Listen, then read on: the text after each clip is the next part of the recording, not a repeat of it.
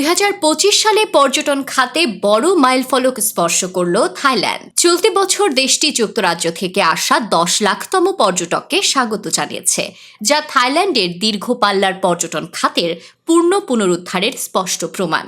এই ঐতিহাসিক পর্যটক থাইল্যান্ডের রাজধানী ব্যাংককের সুবর্ণভূমি এয়ারপোর্টে পৌঁছান।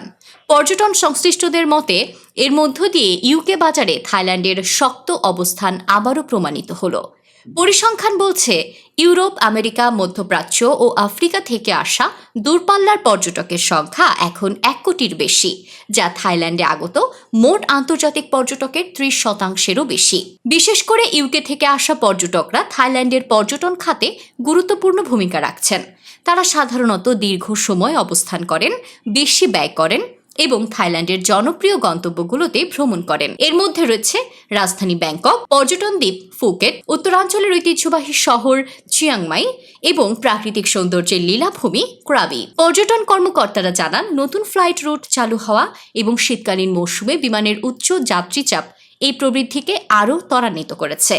2026 সালে আরও নতুন রুট ও আসন সংখ্যা বাড়ানোর পরিকল্পনাও রয়েছে। তবে থাইল্যান্ড এখন শুধু পর্যটকের সংখ্যা বাড়ানোর দিকে নয়, বরং ভ্যালু ড্রিভেন ট্যুরিজমে গুরুত্ব দিচ্ছে।